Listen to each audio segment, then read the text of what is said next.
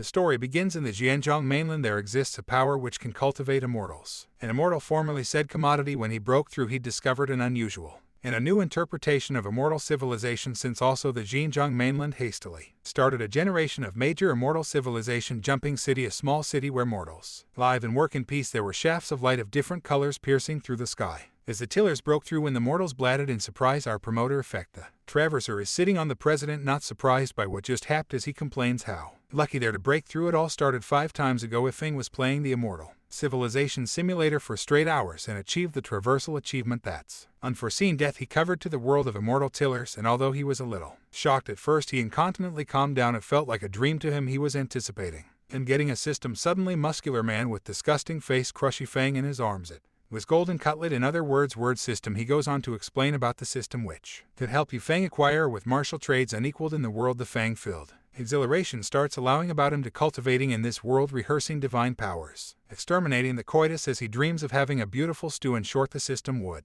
help him upgrade all his martial chops to the maximum position, and also provides Fang a square cadence martial spa, making him dumbfounded. The Fang exclaims out loud about eventually starting his civilization journey, but he finds out from the system that he didn't have any spiritual roots, rendering him unfit to exercise civilization. The system vanishes as the Fang stands there dejected. He tries going to numerous spiritual route testing center, but to no mileage. The result always turned out the same. Indeed, the monitor is surprised after chancing out that a person without any spiritual roots actually exists. There are realms of civilization introduced, starting with the martial guru realm, martial master, martial grandmaster, master, venerable, martial king, martial emperor, martial ancestor, martial celestial, martial saint, and martial supreme. He Fang, after getting depressed, decides to live his life as an interspersed fish from also on, and sets up a cube where he sells books. Suddenly, 2 womanish tillers, one a child and the other a cold-looking table-ware-haired woman with hot figure, arrives at his cube, and the sprat is agitated looking at the books, runs towards him. Ifeng, seeing this, changes to his elegant mode and tries to serve the client by tricking them so that he could earn some gold to make a living, but the woman with big guts thinks nothing of the mortal in front of him and drags the little girl out from there. The sprat struggles, making the woman indeed more angrier, and she also snaps out on the sprat. After sometimes she eventually give up and gives some change to Yifeng to buy the books from him,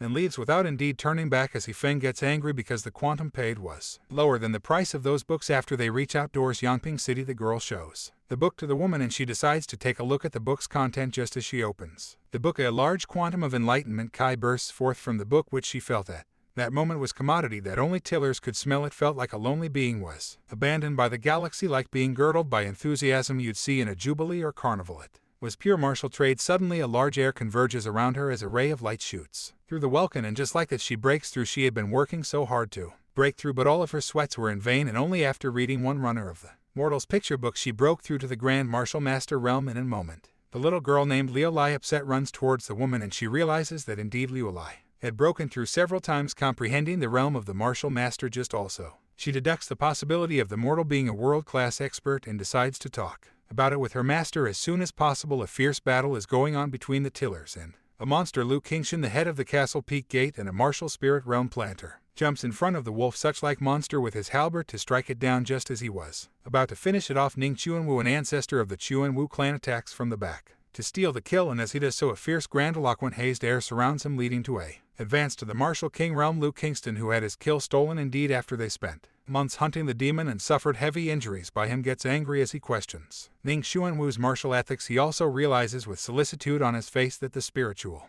power he just absorbed helped Ning Xuanwu to break through to the martial king realm. Just also, Ning Chunwu proposed a bet where they were going to fight 3 days laterally, and if Luke Qingshin won he would let them go, but if he lost, the Castle Peak Gate would get swallowed up by the Xuanwu Gate. On the other hand, the same news of what happened with Lu Kingston was heard by a Feng from the journalist at Giant Thing Megacity Qingshin Gate.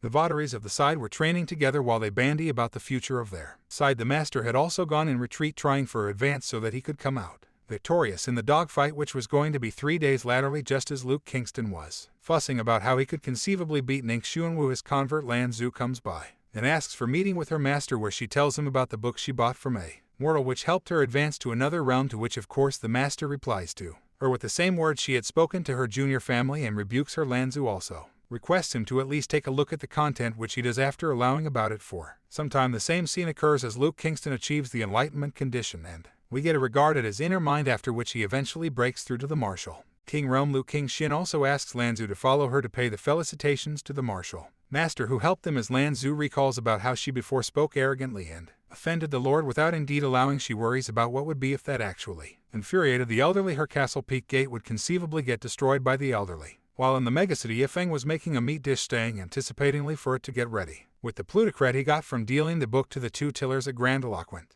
multicolored canine suddenly rushes out from the side with a piece of meat on his face and other humans on the chase. The canine was actually the Napoleon of the wolf clan in the demon world. Indeed, his realm was original to Marshall's soul. He had been framed by his fellow clan figures, and his spiritual powers were nearly exhausted as well as he is running. He sees a white-haired mortal standing in the way and decides to kill him by diving him with his leftover powers. Yifeng, who was cooking tarty, gets surprised but turns and catches the canine with his bare hand, making the wolf prince dumbfounded. The canine decides to unleash all of the power which he could to try and kill the mortal who had seized him, but it results to nothing than the food being stumbled over, which in turn angers Yifeng as he decides to just eat the canine he just caught, make the wolf prince spooked shitless. He wonders just how strong the mortal actually is as he lies down on the ground spooked to accession, and we see Luke Kingston and Lan Zhu heading towards Yifeng to pay their felicitations to him. In the jumping request, a green-haired sprat all Bruce gets cursed at by the others. It's mentioned that the sprat doesn't have any spiritual roots and is warned not to enter the Kingston Gate ever again. The sprat named John King drops on his knees as he laments about his poor fate. Yifeng, who just happened to be present there as well, asks, mistaking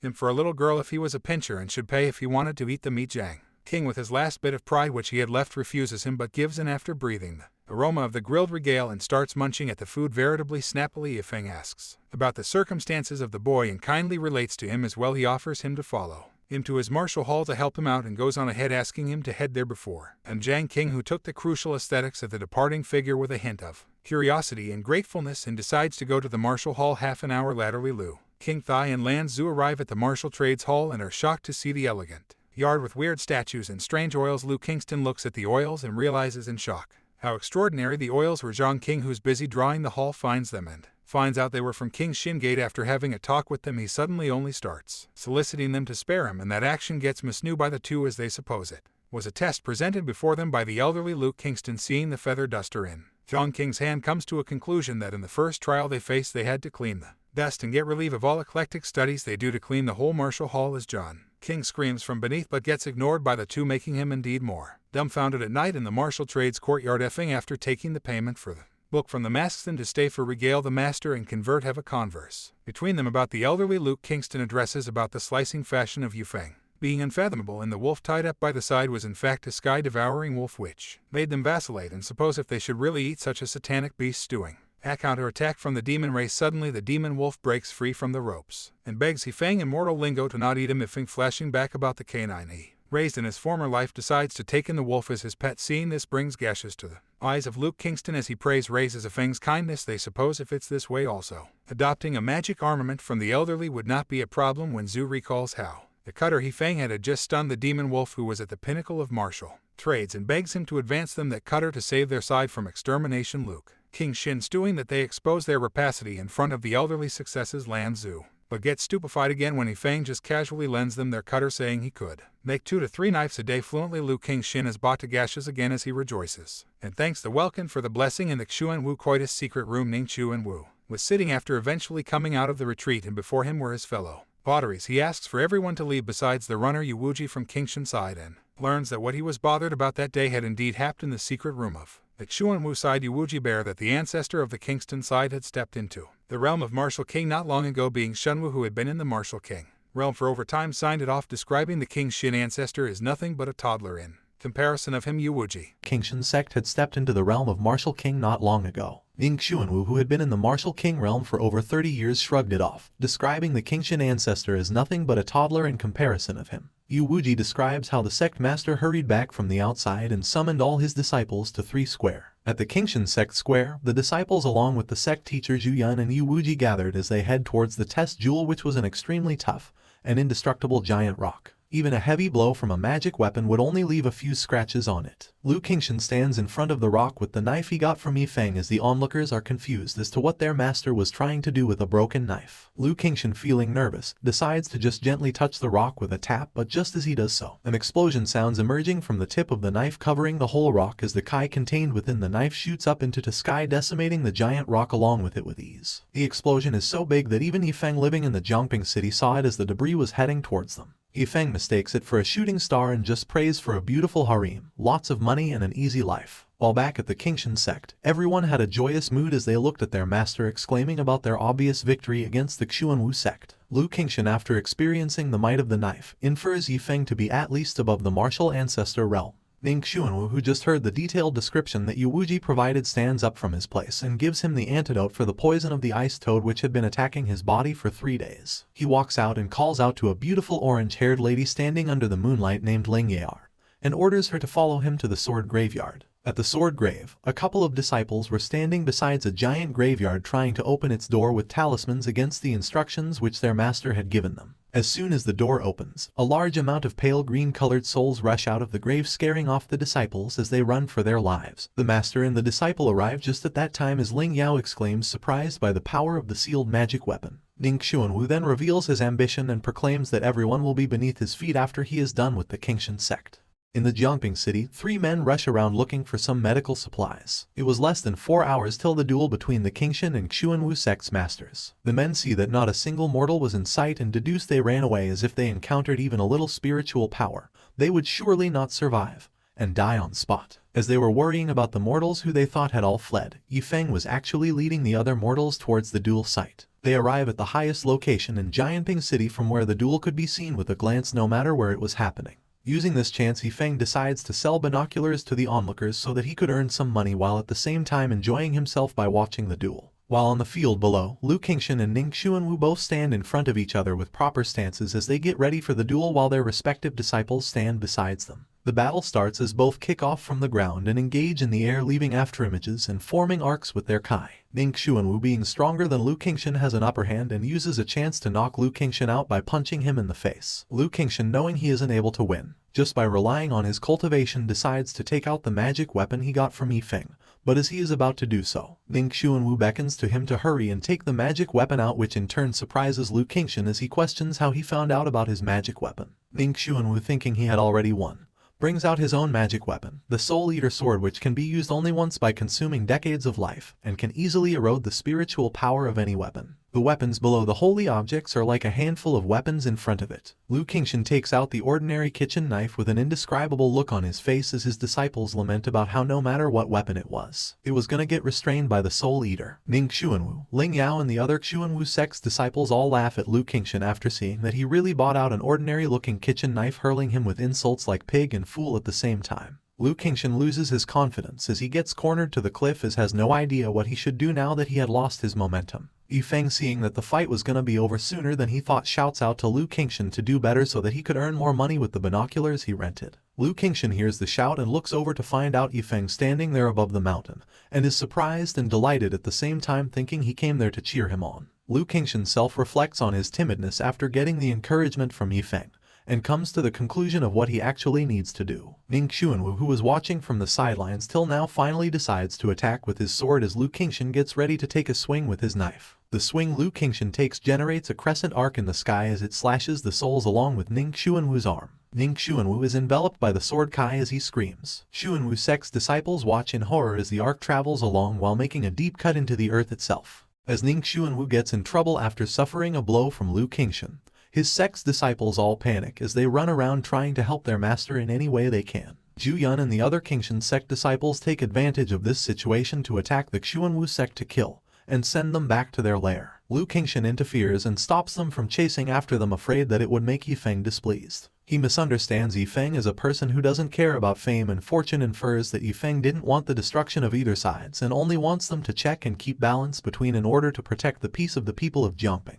Yifeng watches from the top of the mountain with a disappointed look on his face. Spectators around him starts leaving, suddenly making him panic as he desperately tries to persuade them by claiming about a fight which would soon happen between the King Kong and Godzilla. But it doesn't work as he's left all alone on the peak. Yifeng, who is walking to his home, comes across Peng Ying, his childhood sweetheart, and tries to tease her in a familiar way which is not seen by Peng Ying in a pleasing way as she brushes off his hand and calls it a misunderstanding. She explains that she had just come there by the order of her master from Qingshan sect, which she recently joined with the help from a senior, to find a man of high repute. She had always dreamt of being able to join the Qingshan sect and practice martial arts, but knew she wasn't qualified to do so, and had to her senior to never meet with other men in order to get into the sect. She says goodbye to Yifeng and walks away and meets up with Yu Wuji. He asks her about the senior she was supposed to find and isn't pleased that she talked with another man and slaps off her hand, seeing which Peng Ying tries to hold on desperately as she tries to explain how the mortal she met was just a martial arts hall owner and an insignificant being. She also flatters him by claiming her love for him. Yu Wuji worries about his well-being, fearing the outcome which would occur after Ning Xuanwu recovers from his injuries. He suddenly remembers about how Lan Zhu had bought a martial arts book from a martial hall owner which helped her sect master break through, and questions Peng Ying about the mortal she had just met. After the confirmation from Peng Ying, he suddenly runs off towards the martial hall, laughing hysterically, thinking of ways of using Tomortal as a scapegoat to further help him improve his fate, screaming and thanking heaven for the help he received. At the Xuanwu sect, Ning Xuanwu sits on his throne with one of his amputated arm bandaged as he screams, clearly agitated Yu Wuji, who brought himself to his door without finding out the cause of his defeat. Yu Wuji, scared, tries pleading for himself as he kneels on the ground and tells him about the master who Lu Qingshan got the knife and the martial arts book from. He asks for an opportunity so that he could look more into this matter. Ning Xuanwu doesn't believe that there was a martial master living in Jiangping City who he didn't know yet and wants to see who that martial master was. Linger takes this chance to ask her master to let her handle it, but gets refused by Ning Xuanwu, who already had other plans for them both. The person who he was going to send was Wu Chen. He has blue spiky hair, and with a cocky look on his face he accepts the order for investigation. At the martial arts hall, Zhang King peeks through the door, thinking about how his master hadn't come out in the past 3 days from his room, thinking it was because of the woman he met earlier. He is surprised to see the chaotic situation inside the room as lots of paper is littered around the whole room, and in the midst of it is Yifeng is just casually preparing a barbecue. Zhang King, who offered to support him, after finding out that he wasn't sad at all, gets even more shocked, but again infers that the boss just didn't want to show it to him. He questions about the boss's love, to which Yifeng makes a JoJo face and delivers a really corny line, making Zhang King dumbfounded. Yifeng then orders Zhang King to go sell the books and talks about changing his career in a month, leaving him alone there all by himself. Zhang King, after seeing the book's titles, wonders if these books would really be able to sell or not as he stumbles across his way to the city. In the suburbs of the Jianping city, a poor man screams in pain, begging for help as his soul gets sucked out of his body by Wu Chen.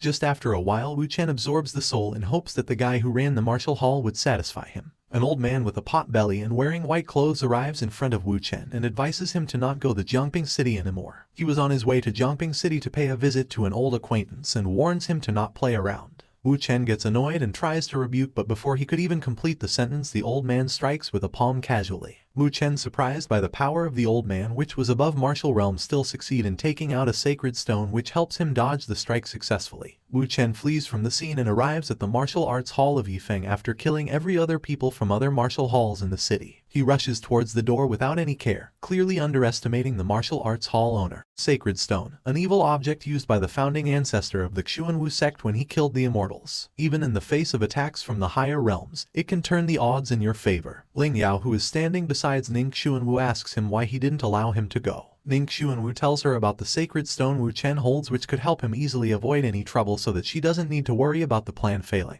While back at the martial arts hall, Wu Chen looks at the nameplate and realizes that the hall didn't even have any name. He treads forward, completely ignoring the nameplate, and just as he steps over the threshold, a sudden pressure erupts from the broken plaque, threatening Wu Chen as he takes out the sacred stone.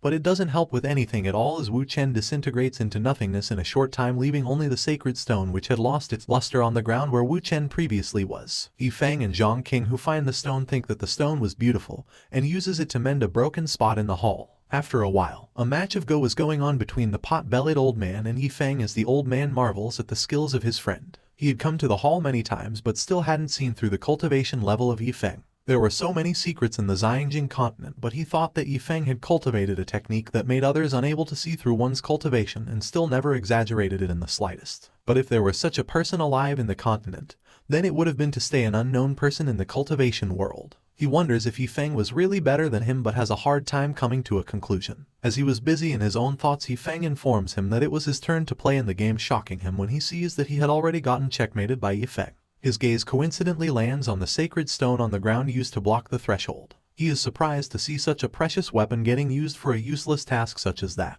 He thinks that based on Yifeng's cultivation he should know about the value of the stone, but he still tramples on the treasures like this. Whether it's scheming or a chess game, this person was a bit more powerful than he had thought. And with all the hint he had made, he comes to a realization that they were on completely different level from each other. Though he still thinks that he got underestimated as he pulls out his rake, a sacred weapon, to show to Yifeng, wanting to see his impressed face. He had not only exhausted his possessions but had even lost half of his life in order to obtain the treasure, which was called the seven-tooth holy rake. Yifeng, who saw the rake, thinks it's rusty and advises him to just throw it away as it wouldn't be of much help in doing farm work. Yifeng misunderstands his intentions and asks for his rake so that he can fix it. The old man soothes in anger as Yifeng goes away with his rake and decides to see what he could ever come up with that can be compared to his seven-tooth holy rake. Zhang King comes at the forging house of the martial hall to inform Yifeng about Lu Qingshan, who had come to meet him to pay his respects. Yifeng asks him to let them rest for a while, and he would come later after he was finished forging the tool for the old man. Lu Qingshan along with Zhu Yun walks into the hall as Zhu Yun questions if there was really anyone leaving in such a shabby place. Lu Qingshan scolds her and tells her to put away her temper in front of an expert so as to not offend him in any way.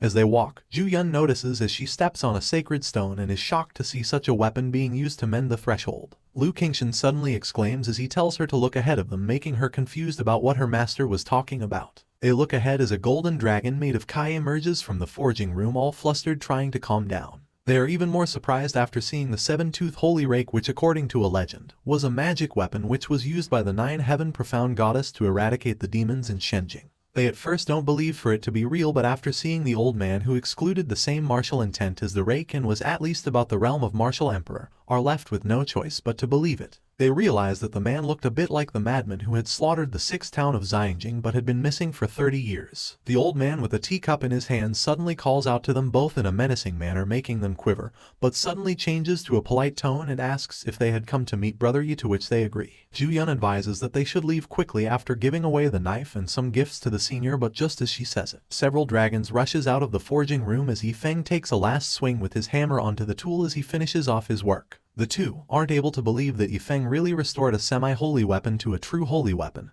and in panic question about the real identity of Yifeng. But seeing that the old man beside them just sat still on his place even after witnessing such a spectacular sight, they also quiet down a bit. But in fact, the old man was only maintaining a poker face while his inner thoughts were in turmoil. At that moment he realizes just how ridiculous the previous competition comparison was. Yifeng tells him that he just had to pay 50% of the price, but the old man knew that it was something that he wouldn't ever be able to afford. Yifeng, seeing that he stayed silent, thinks that he did not have any money, and decides to give the rake to him for free. The old man named Wu Yonghong, moved by his kindness, bows as a show of respect with tears and snot covering his face. Lu Qingshan and Zhu Yun, who were standing beside them after hearing the old man's name, are surprised that he really was the man who they thought he was. Wu Yonghong, taking the rake in his hands, vows to the heaven that he would gladly die for Mr. Yi, and if there is a violation, it will result in his destruction as a downpour of rain starts and heavy thunders rages in the skies. While at the side, all this did was make Yifeng feel embarrassed after seeing the old man who was on his deathbed act like this. Heavy thunder rumbles as Lu Qingshan exclaims about seeing the vow of heaven and earth for the first time in his life, claiming that he had no regrets in his life anymore. Zhu Yun questions about the vow as Lu Qingshan explains about it to her. This vow is a kind of contract that can only be signed by martial emperor existences. With heaven and earth as evidence, once signed, an absolute contract will be formed which can never be violated. He thinks about how terrifying the realm of Yifeng would be if even such a person took a vow of heaven and earth for him.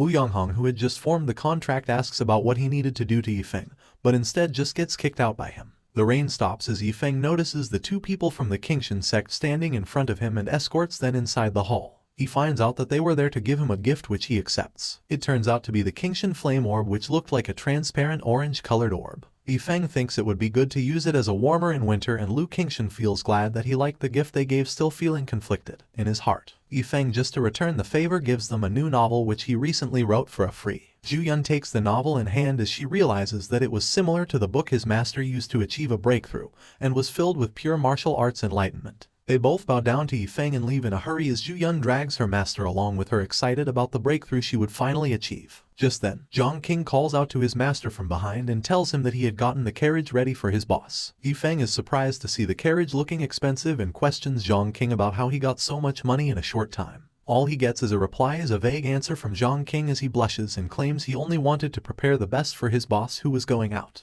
Yifeng just lets it go as he goes on to board the carriage, and Zhang King asks him what he was about to do next but doesn't get any solid answer in return. At the Qingshan sect, Lu Qingshan and Zhu Yun both try to take the book for themselves as they fight for it. Finally, after getting beat by her master, Zhu Yun concedes as Lu Qingshan takes the book from her. Zhu Yun questions his master why such a great power was staying in a little city like Jiangping City. Lu Qingshan reveals to her that in the ancient times, Jiangping was the place where immortal families used to practice, and that Yifeng might not be completely unrelated to them and was most likely preparing for the next big event.